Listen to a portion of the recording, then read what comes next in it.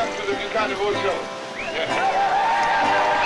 Ladies and gentlemen, I present to you the Royal Famille DuCaniveaux. 1, 2, 3.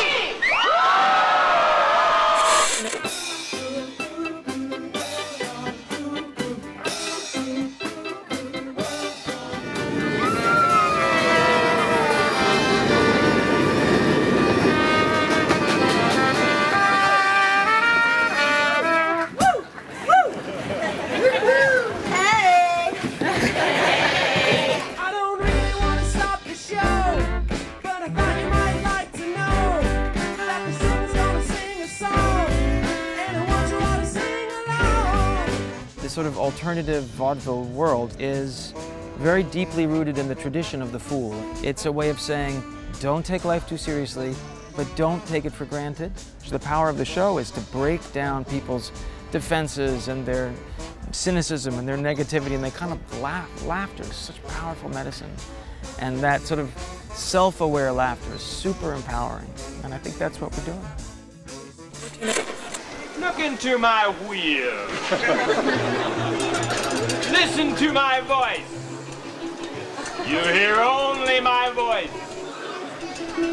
You will hear what I want you to hear.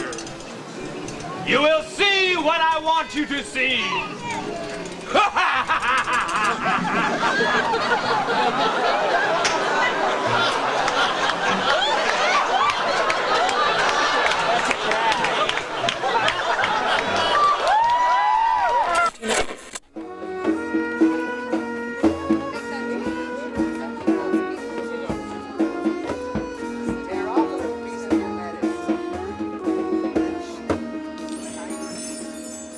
This is our absolutely crazy Thursday ritual, which is essentially show up at the stage, work out little crunchy, unfinished parts of bits, and then attempt to run through, which usually we only halfway accomplish and usually takes about 2 or 3 hours. So the joke actually among people who come and see our show every year is that it's really fun to come to our very first Friday show because we generally have no idea what we're doing because we never actually got through a dress rehearsal on Thursday.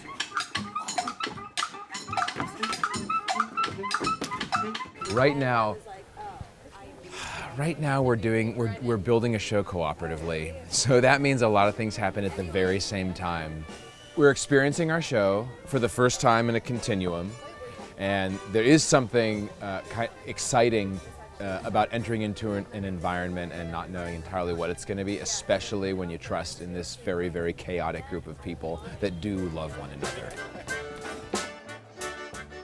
It happens different ways every time, but one of the things that's very complicated and very beautiful is that we are rehearsing something that doesn't exist yet. And there's a certain amount of chaos involved in the process, and somehow it makes it real. The clay is still wet when we hit the stage, and people are putting their imprint on it with what they're really feeling, and the feeling at the fair is so real. We come here to be recharged on some deep spiritual level, and even the absurdity of our shows is part of that.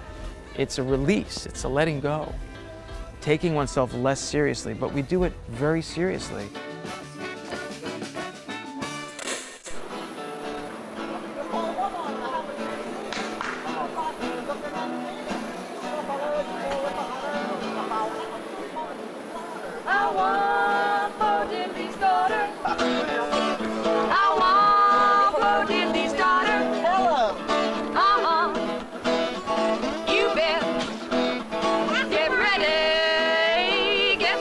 When we first started, it was really more kind of musical theater.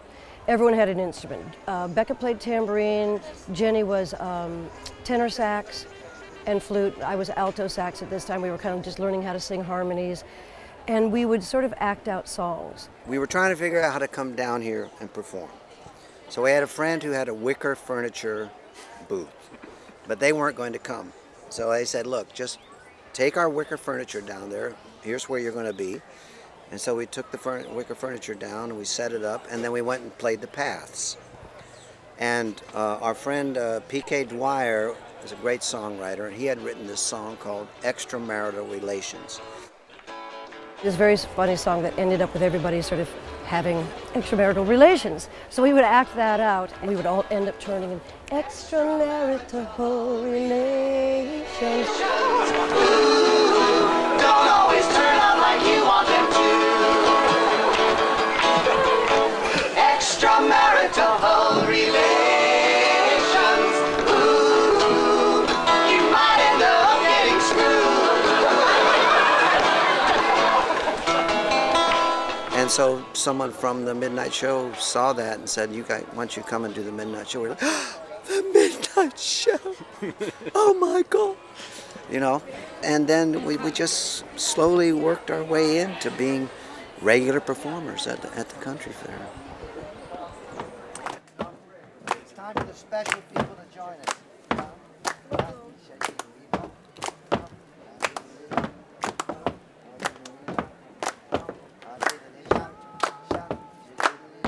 We're about to do the first show, which is usually like one of my favorite shows because everybody is a little bit on edge. Nobody knows really what's going on exactly. And so, you know, we're just getting everything set, ready to do it.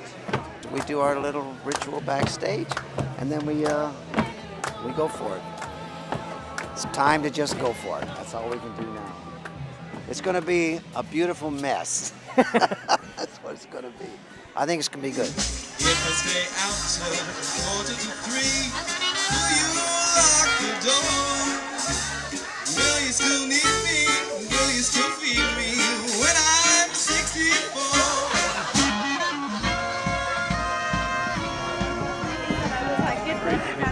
Could you take this?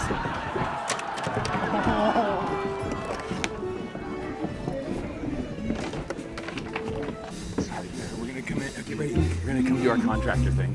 Oh yeah, shit. Right away. Contractor, yeah. Friday is always an exciting day. Friday is our dress rehearsal, as in our first actual show. We are now back at camp reflecting on what worked and what didn't work as well. Didn't really wrap up. Oh, the wrap up is. Early on, we decided we're going to come down and bring something different every year, and maybe that's the wrong decision we made. Yeah, it's all new every year, yeah. And we do it quickly.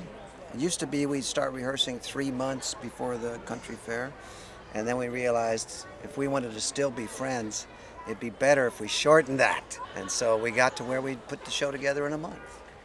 We kind of need to talk through some things out here. Is it possible to get you? Yeah. Yeah. We need to talk through some things. We need to steal the boys back. Dad, cannabinoids is falling flat. Everyone agrees. My name is Charlie Castor. I'm a foot juggler. I'm upside down and I juggle with my feet, yes. In French we say antipodiste, which is, antipodiste is the other side of the world, you know? So we are upside down, so it's more poetic, I would say, in French. So this is my first time here. So it's kind of surprising, it's crazy, but I like it. Yeah.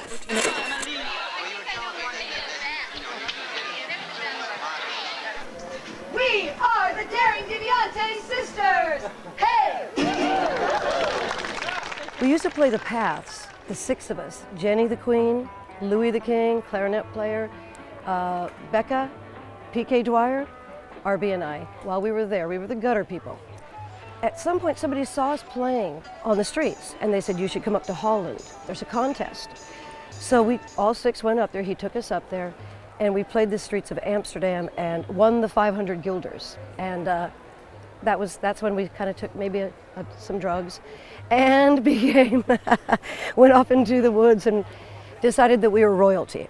So from then on, instead of the gutter people, we became the royal family DuCaniveaux. Toilet paper was our currency because we actually had no money. And we went back to Paris and continued. And then came back and decided we were coming to the fair every year from then on. In the early days, we decided we wanted to be part of the work people that we wanted to build our stage and be part of the workers who helped put this thing on. And by coming down and building the stage, we got a feel for because it takes so much energy from so many different people to make this thing happen. And we wanted to be part of that energy to make it happen.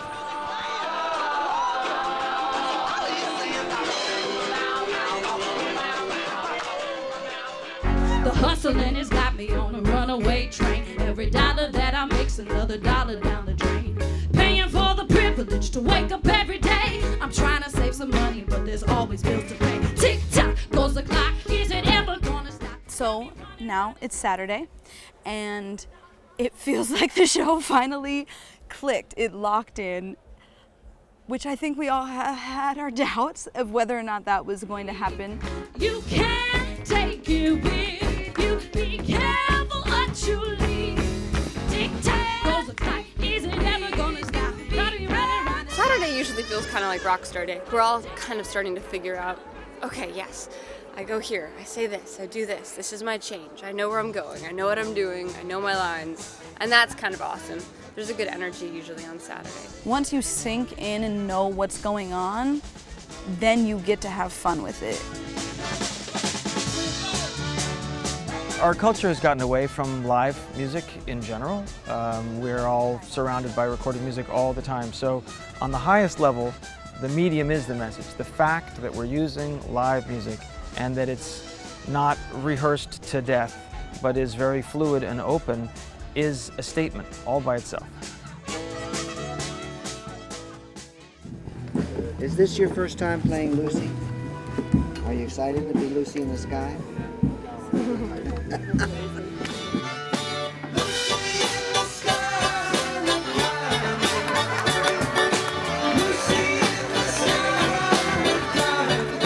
I think it finally is coming together, and I think by today's Sunday night, hopefully it will be together.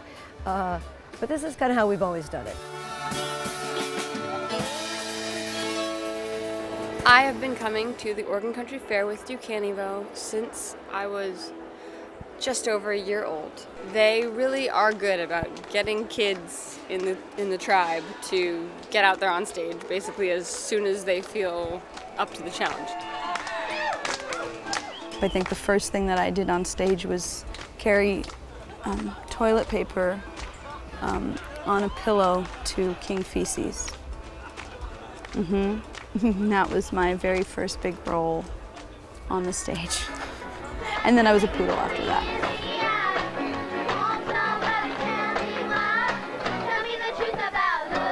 You really do get to like do what you want. Like there's no set, sometimes you have to fight for it, but there's no set thing, you know? Any good idea that you think you have is probably good enough to be in the show. It's just we're all about one-liners, about puns, and it's constantly forming into what it is, and it's just a super, super fun collaboration experience. You get to see your bits come to life. They were raised into this. They understand it in a way that those of us who came don't, so they became central to the show from a very early age. I kind of realized that they're going to do it the way they do it, not how we think we're teaching them to do it, you know? Now we cannot choose when or where we are born, but I know that all of us here who have gotten to the Oregon Country Fair are very, very lucky. And if you are going to waste any time, then you might as well do it here. Ladies and gentlemen, lonely Sergeant Pepper. We are the Royal Family DuCaniveaux.